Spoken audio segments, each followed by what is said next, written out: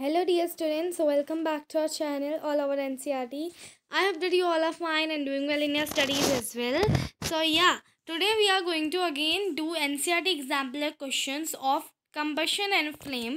बहुत ही ज़्यादा मज़ा आने वाला है. हमने माइक्रो ऑर्गेनाइजम्स के भी एडिशनल क्वेश्चंस करे थे एनसीईआरटी एग्जाम्पलर से, और आज हम करने वाले हैं कंबशन एंड फ्लेम के एडिशनल क्वेश्चंस, वो भी एनसीईआरटी एग्जाम्पलर से. तो चलिए स्टार्ट करते हैं. लेकिन स्टार्ट करने से पहले एक चीज़ रिमाइंड करा दूं कि अगर आप हमारे चैनल में न्यू हैं तो फटाफट जाइए और कर दीजिए subscribe, because we bring these types of videos only for you, so that your education doesn't stop till here and it goes far away, right? So चलिए स्टार्ट करते हैं हमारे वीडियो को. तो मल्टीपल चॉइस क्वेश्चन आंसर से start करेंगे and this session is going to be very super easy with you all in Hindi language. Okay, so the first question says a substance which react with oxygen giving heat is called combustible substance.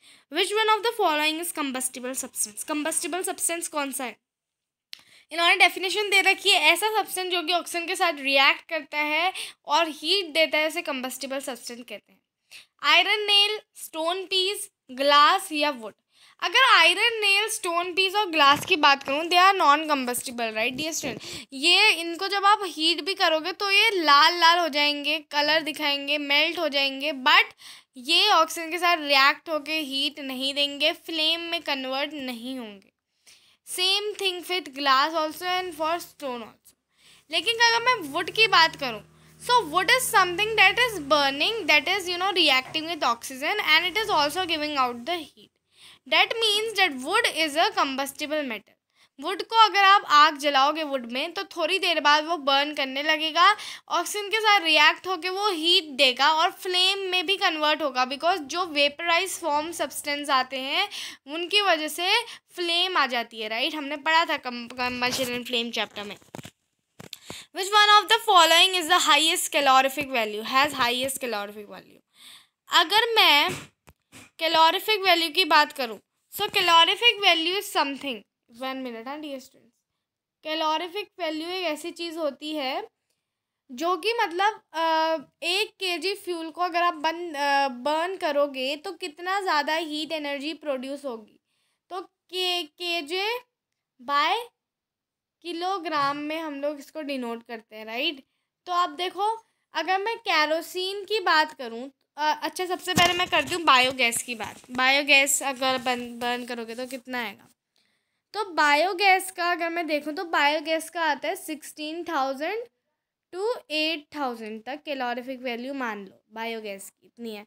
Kerosene की होती है लगभग 35,000 के आसपास. Petrol की होती है 45,000 के आसपास और एलपीजी की होती है 50,000. तो हाई कैलोरीफिक वैल्यू किसकी हुई? हाईएस्ट एलपीजी की, है ना. तो यहाँ पे हमने ये भी कही है, magnesium ribbon ribbon on burning in air produces. जब वो ऑक्सीजन के साथ रिएक्ट होके बर्न होगा, फ्लेम प्रोड्यूस होगी, क्या प्रोड्यूस करेगा? मैग्नीशियम ऑक्साइड प्रोड्यूस करेगा सबसे पहले. तो सारे ऑप्शन में दे रखा है. नेक्स्ट देखो, बाय प्रोडक्ट और क्या आएंगे? क्या वाटर आएगा आपके पास, या लाइट आएगी, या हीट आएगी, या हीट एंड लाइट आएगी, या वाटर एंड हीट आएगी. मैग्नीशियम रिबन जब बर्न होता है तो मैग्नीशियम ऑक्साइड तो आएगी, है ना. जैसे जब कार्बन का कोई पार्टिकल बर्न होता है तो वी गेट कार्बन डाइऑक्साइड, वैसे ही मैग्नीशियम रिबन बर्न हुआ है तो हमको मैग्नीशियम ऑक्साइड मिलेगी और हीट और लाइट भी मिलेगी, क्योंकि फ्लेम तो कन्वर्ट होगा और साथ ही साथ गर्मी भी आएगी.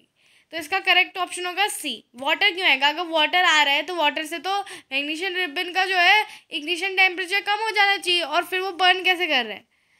क्योंकि उसमें हीट एंड लाइट प्रोड्यूस हो रही है. बर्न करने पर मैग्नीशियम ऑक्साइड और हीट और लाइट प्रोड्यूस हो रही है, तभी तो बर्न कर रहा है. अगर वाटर भी प्रोड्यूस होने लगा, भाई वाटर प्रोड्यूस हो कहाँ रहा है? पहले ये तो देखो, बेचारा मैग्नीशियम रिबन है, उसको तुमने आग लगाई, वाटर कहाँ से आ गया? वाटर आ कहाँ से गया? और अगर वाटर आ भी रहा है मैग्नीशियम रिबन से तो मैग्नीशियम रिबन जल कैसे रहे, है ना. तो ये थोड़ी सी सेंस लगाने वाली बात है. तो अब इसका करेक्ट आंसर क्या होगा? C, magnesium oxide, heat and light.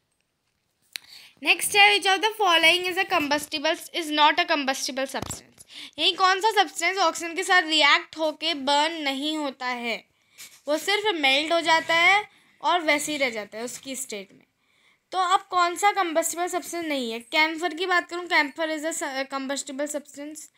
Glass की बात करूँ, ग्लास इज़ नॉट। स्ट्रॉ की बात करूँ, स्ट्रॉ को आप बर्न कर सकते हो। स्ट्रॉ का मतलब ये नहीं है कि भाई प्लास्टिक से पीने वाला स्ट्रॉ। स्ट्रॉ का मतलब जो आपका मतलब थोड़ी सी घास फूस वगैरह भी होती है उसको भी हम स्ट्रॉ कहते हैं। लेकिन वो बात है कि आप लोग क्या समझते हो स्ट्रॉ से, ठीक है। एल्कोहल, एल्कोहल की बात करूँ तो एल्कोहल को भी आप बर्न कर सकते हो।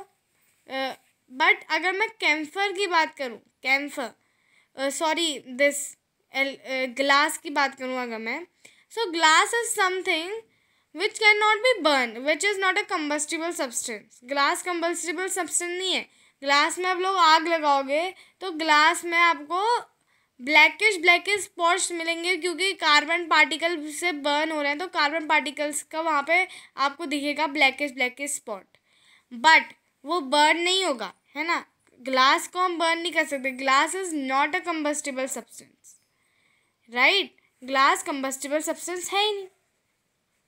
अब यहाँ पे देखो नेक्स्ट आता है डी आपका नेक्स्ट क्वेश्चन जो कि है a substance that does not burn with a flame. अब हमने बोला है हमसे वो बर्न तो करता है लेकिन फ्लेम के साथ बर्न नहीं करता है। और फ्लेम कैसे आती है? अगर आपको याद हो, फ्लेम तब आती है जब आपके वेपराइज फॉर्म वाले सब्सटेंस जो होते हैं, जैसे अगर मैं वैक्स कैंडल की बात करूँ तो वैक्स कैंडल अगर मैं यहाँ बनाऊँ तो यहाँ पे देखो वैक्स कैंडल क्या होती है, यहाँ पे बत्ती लगी रहती है उसकी। जब वो बर्न होती है तो उसमें से जो अनबर्न्ड कार्बन पार्टिकल्स होते हैं वो आते हैं, वो ऊपर को वेपराइज होते हैं, जिसकी वजह से हमको फ्लेम मिलती है ना। लेकिन अगर मैं यहाँ बात करूँ एलपीजी की, तो एलपीजी में भी भाई हमें फ्लेम मिलती है। मम्मी रोज़ गैस में ही तो खाना बनाती है और वहाँ पे आपने देखी होगी ब्लू फ्लेम, है ना। एलपीजी में फ्लेम मिलती है क्योंकि एलपीजी भी वेपराइज होके आ रही है ना।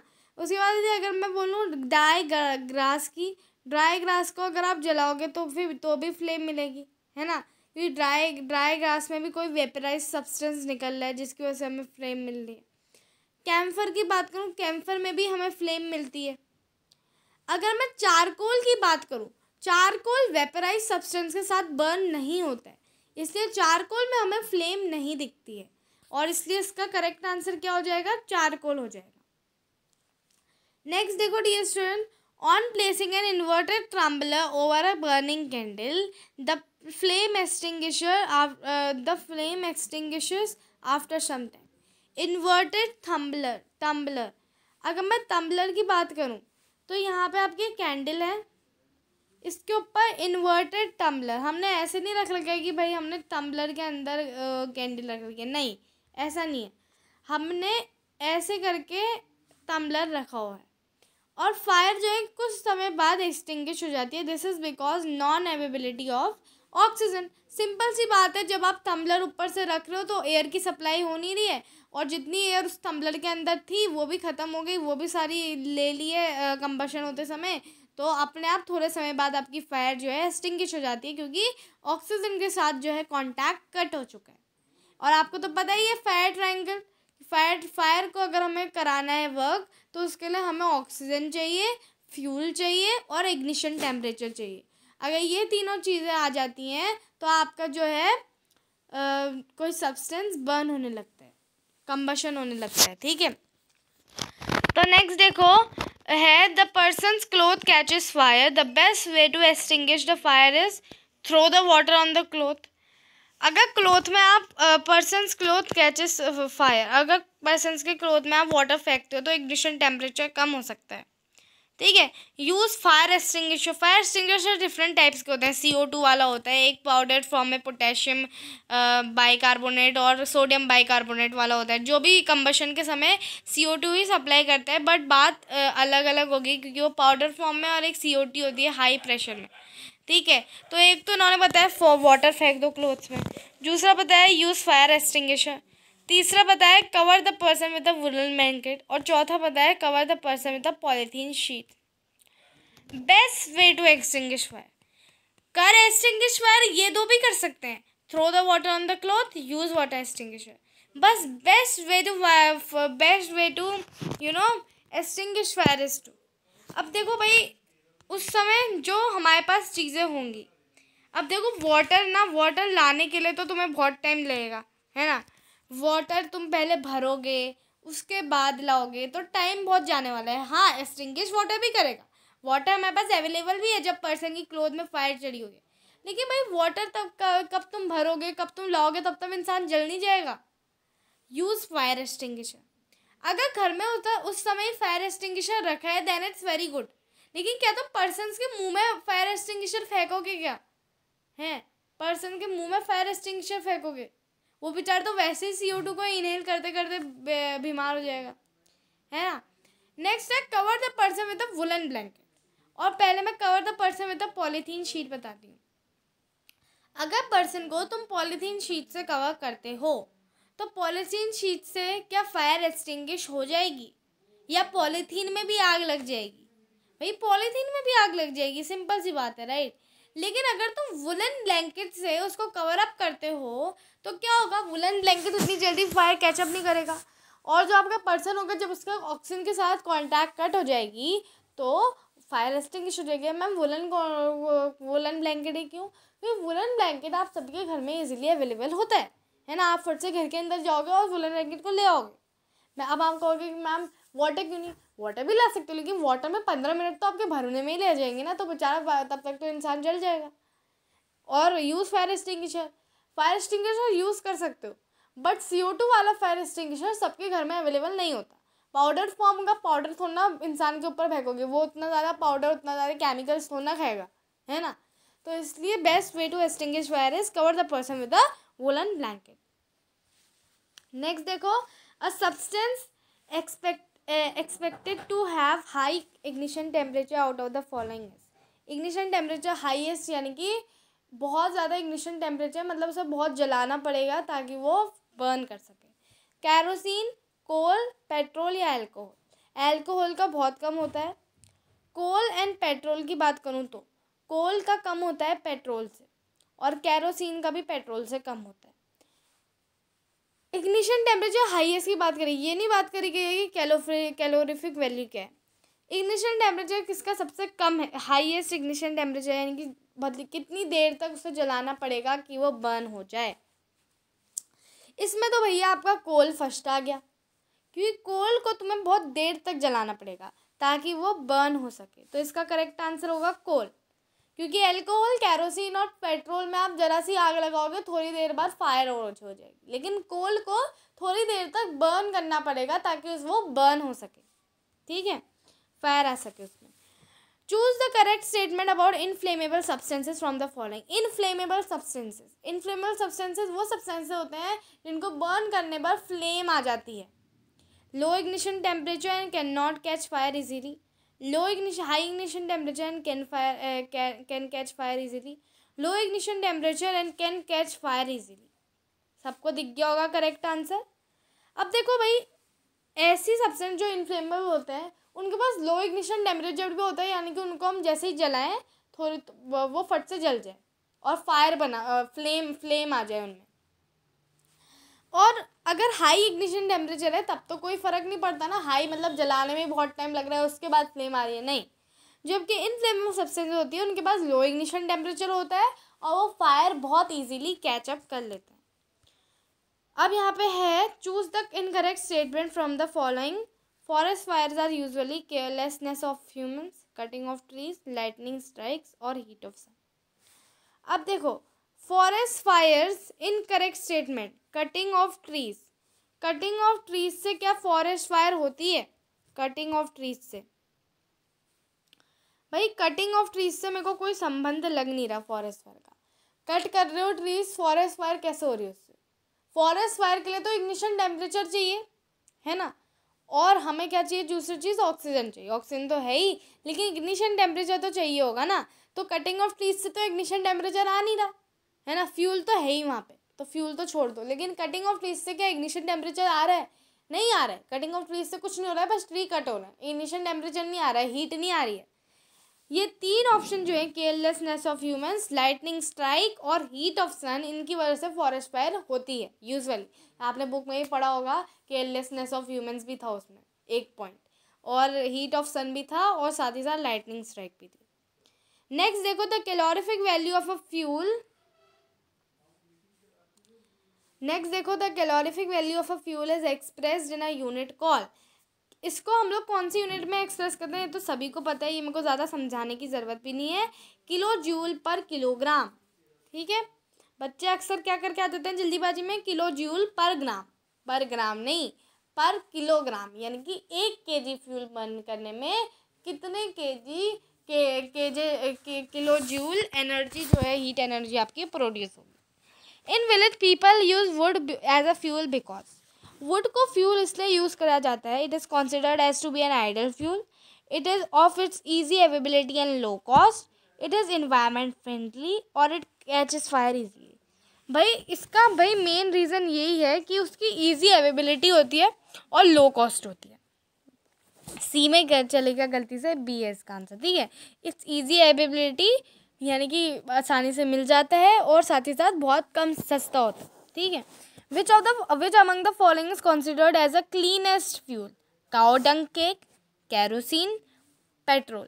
क्लीनेस्ट फ्यूल हाइड्रोजन होता है डियर स्टूडेंट, क्योंकि हाइड्रोजन की कैलोरीफिक वैल्यू बहुत ज़्यादा होती है, इतना ज़्यादा पॉल्यूशन वो करता नहीं है. ठीक है, और हाइड्रोजन लेकिन आइडल फ्यूल नहीं कहलाएगा क्योंकि उसकी अवेबिलिटी है नहीं. लेकिन क्लीनेस्ट फ्यूल आपका हाइड्रोजन है क्योंकि उससे बिल्कुल पॉल्यूशन नहीं होता. क्लीनेस्ट फ्यूल 1 kg बर्न होने में सबसे ज़्यादा हीट एनर्जी प्रोड्यूस करता है. And that's why hydrogen is dangerous also, because अगर जरा सा बर्न करा तो इतनी ज़्यादा हीट एनर्जी प्रोड्यूस होती है dear student that you can not imagine. 1,50,000 kilo joule energy होती है प्रोड्यूस 1 kg हाइड्रोजन गैस को बर्न करने में. Can you imagine this, right. तो अब यहाँ पे देखो, choose the incorrect statement from the following. A good fuel is one which readily available produce a large amount of heat, leaves behind many undesirable substances, burn easily in air at a moderate rate. भाई अगर तुम्हें याद हो तो ये जो option थे 3, readily available, produce large amount of heat और बर्न ईजिली इन एयर, ये तीनों बुक में दिए गए थे आइडल फ्यूल के बारे में. लेकिन लीव्स बिहाइंड, क्या आइडियल फ्यूल आपके लिए जो है अनडिजायरेबल सब्सटेंसेस जो कि ऐश वगैरह होती है वो छोड़ेगा? और अगर छोड़ेगा तो तुम्हें साफ़ सफाई तो करनी पड़ेगी, झाड़ू मारना पड़ेगा. तो वो आइडियल फ्यूल कहला सकता है क्या, जिससे तुम्हें इतनी मेहनत करनी पड़ी है, तुम बर्न कर रहे हो, उसके बाद इतना कूड़ा भी हो रहा है, साफ़ करना पड़ रहा है, वो आइडियल फ्यूल नहीं कहला सकता, राइट डियर स्टूडेंट, क्योंकि ऐश वगैरह भी प्रोड्यूस हो रहा है ना. अब देखो नेक्स्ट है, Shyam was cooking a potato curry on a chulha. To his surprise he observe that copper vessel was getting blackened from the outside. This is may be improper combustion of fuel, improper cooking of potato curry, improper combustion of fuel या burning of copper vessel. अब भाई देखो, improper combustion होगा तभी काले substance आएंगे, क्योंकि जब improper combustion होता है तब आपके कार्बन पार्टिकल्स रिलीज होते हैं, और जब कार्बन पार्टिकल्स रिलीज होते हैं तो क्या होता है, नीचे से काला काला हो जाता है. सिंपल सा कॉन्सेप्ट है. कोई बच्चे बर्निंग ऑफ कॉपर वेसल करके आ जाते हैं और मिल जाता है 0 अंडा. तो ऐसी गलतियाँ मत करना. तो नेक्स्ट देखो, वेरी शॉर्ट क्वेश्चन आंसर जो कि हम करेंगे कल. आज हमने करे शॉर्ट मल्टीपल चॉइस क्वेश्चंस, और मल्टीपल चॉइस क्वेश्चन में आप सभी को मज़ा आया होगा. इन 18 मिनट के वीडियो में multiple choice question answers combustion flame के हो चुके हैं. हम लोग चाहते हैं कि आप हमें और सपोर्ट करें, हमारे चैनल को सब्सक्राइब करें, जिससे कि क्या हो गया, हम आपके लिए ऐसे ही वीडियो और लेके आए, आपके लिए और ज़्यादा अच्छी पढ़ाई वाली वीडियोस लेके आए, जिससे कि क्या हो कि आपकी नॉलेज हमेशा बढ़ती रहे, वो कभी भी रुके ना, और आपको जितना ज्ञान आ सकता है आप उतना ज्ञान हासिल करते रहें. तो डियर स्टूडेंट, इसी मकसद के साथ ऑल अबाउट एनसीईआरटी आपका साथ दे रहा है, और ये अगर साथ आपको बरकरार रखना है तो आपको क्या करना है, आपको सिर्फ हमारे चैनल को सब्सक्राइब करना है, ताकि हमें मोटिवेशन मिले, ताकि हम आपके लिए और वीडियोज़ बना सकें. Thank you so much dear students for watching the video. I hope that you like it and enjoy it. Thank you so much for watching.